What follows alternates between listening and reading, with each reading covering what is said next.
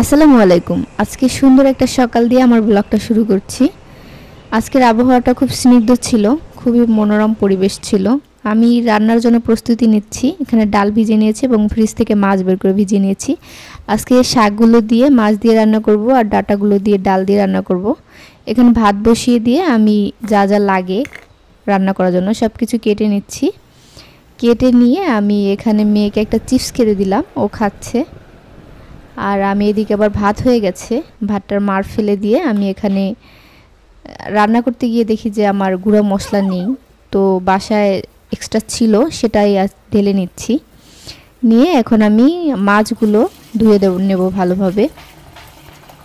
মাছটা ভালোভাবে ধুয়ে আমি এখানে ডাল বসিয়ে দেবো। আগে ডালটা দিয়ে আমি আজকে ঘুম থেকে একটু দেরিতে উঠেছি, অনেক টাইম হয়ে গেছে, তার জন্য খুব শর্টকাটে যেভাবে রান্না করা যায় সেটাই করছি। ওই ডাটাগুলো দিয়ে দিলাম, দিয়ে এখানে আমি পেঁয়াজ, কাঁচামরিচ আর কিছুটা রসুন কুচি এগুলো দিয়ে এরপরে এখানে তেল দিয়ে দেব। তেলটা অল্প দিয়েছি, একটু হলুদের গুঁড়া দেবো আর সামান্য একটু লবণ দিয়ে দিচ্ছি।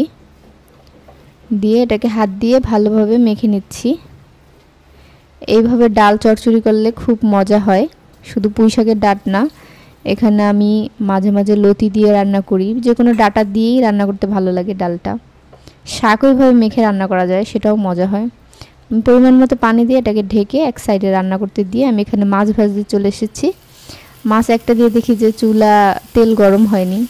মাছগুলো দিয়ে আমি আপনাদের সাথে আমার রান্নাঘরটা একটু শেয়ার করছি। আমার রান্নাঘরটা খুবই ছোট, এখানে রান্না করতে অভ্যাস হয়ে গেছে, এখন আর কষ্ট হয় না। প্রথম একটু খারাপ লাগতো, কিন্তু এখন পারি। ভিডিও করতে একটু কষ্ট হয়ে যায় এত ছোট রান্নাঘরে।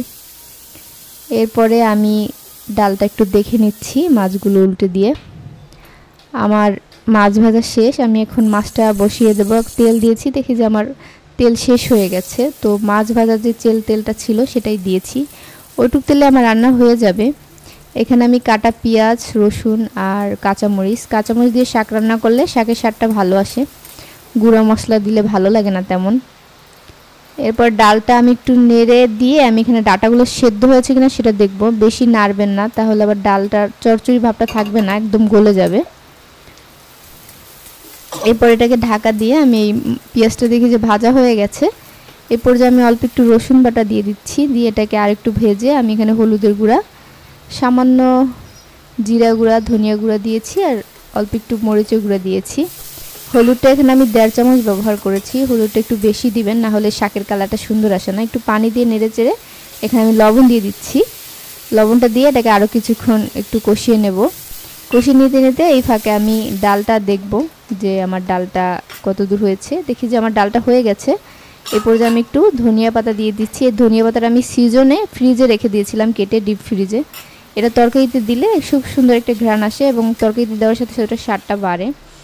এখানে মশলাটাও কষানো হয়ে গেছে। মশলার মধ্যে আমি পানি দিয়ে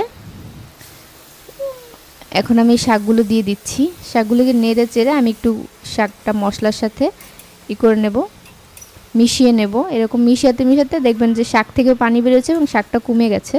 এই পর্যায়ে আমি ভেজে রাখা মাছগুলো দিয়ে ঢাকা দিয়ে ঢেকে এটাকে রান্না করব। ডালটা আমি যখন ধনিয়া পাতা দিয়েছিলাম তখনই গ্যাসটা অফ করে দিয়ে রান্না করেছিলাম। এই তো আমার রান্নাবান্না শেষ। আমি একবার গোসল করে রুম টুম গুছিয়ে মেয়েকে গোসল করাই, খাওয়াইয়া এরপর নিজে খাইতে চলে এসেছি। আমি ভাত নিয়ে খাবার খাবো। আমি ডালটা নিয়ে নিচ্ছি, ডাল চচ্চড়িটা। এটা এভাবে রান্না করলে অনেক মজার হয়। আপনারা শুধু ডালও এভাবে রান্না করতে পারেন। যারা নতুন রাঁধুনি তাদের জন্য আমার এই সহজ রান্নাগুলো খুব সহজে তারা রান্না করতে পারবে। আবার যারা ব্যাচেলার বা লেখাপড়া করে তাদের জন্য এই সহজ রান্নাগুলো অনেক উপকারে আসে। আর বাচ্চার মায়েদের তো কথাই নেই, তারা কিভাবে শর্টকাটে রান্না করবে সেটাই খোঁজে। আমি তো তাও হাজারো ব্যস্ততার মাঝেও একটু ভিডিও করে আপনাদেরকে দেখাচ্ছি, কারণ বাচ্চা নিয়ে আসলে বা ভিডিও করে সব কিছু করা এত সহজ না। এই রসুনগুলো খুব মজা লাগে। তোমার ভিডিওটি কষ্ট করে দেখার জন্য আপনাদের সবাইকে ধন্যবাদ। সবাই ভালো থাকবেন।